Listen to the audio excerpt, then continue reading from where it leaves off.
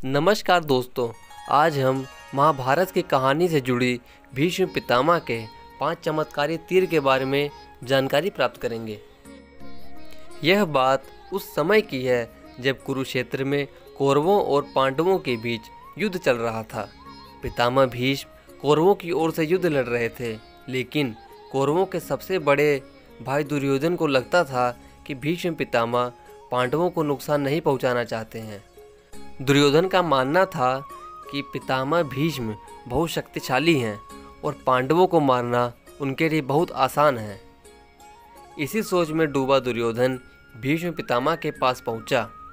दुर्योधन ने पितामह से कहा कि आप पांडवों को मारना नहीं चाहते, इसलिए आप किसी शक्तिशाली हथियार का इस्तेमाल नहीं कर रहे हैं। दुर्योधन की बात सुनकर भीष्म बोले, अगर तुम्हें ऐसा लगता है तो मैं कल ही 5 पांडवों को मार गिराऊंगा। मेरे पास 5 चमत्कारी तीर हैं जिनका उपयोग मैं कल युद्ध में करूंगा। भीष्म पितामह की बात सुनकर दुर्योधन बोला, मुझे आप पर भरोसा नहीं है, इसलिए आप ये 5 चमत्कारी तीर मुझे दे दीजिए। मैं इन्हें अपने कमरे में सुरक्षित रखूंगा। भीष्म ने वो 5 तीर दुर्योधन को दे दिए। दूसरी ओर श्री कृष्ण को इस बात का पता चल गया।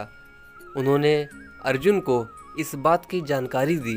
अर्जुन यह सुनकर घबरा गया और सोचने लगा कि इस मुसीबत से कैसे बचा जाए। श्री कृष्ण ने अर्जुन को याद दिलाया कि एक बार तुमने दुर्योधन को गंधर्वों से बचाया था। तब दुर्योधन ने तुमसे कहा था कि इस एहसान के बदले तुम भविष्य में मुझसे कुछ भी मांग सकते हो। यह सही समय है, तुम दुर्योधन से वो 5 चमत्कारी तीर मांग लाओ। इसी तरह तुम्हारी और तुम्हारे भाइयों की जान बच सकती है। अर्जुन को श्री कृष्ण जी की सलाह बिल्कुल सही लगी। उसे दुर्योधन का दिया वचन याद आ गया।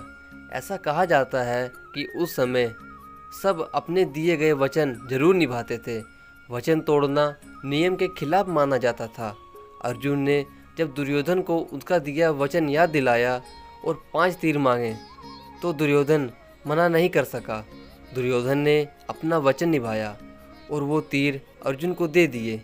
इस तरह श्री कृष्ण ने अपने 5 पांडवों की रक्षा की।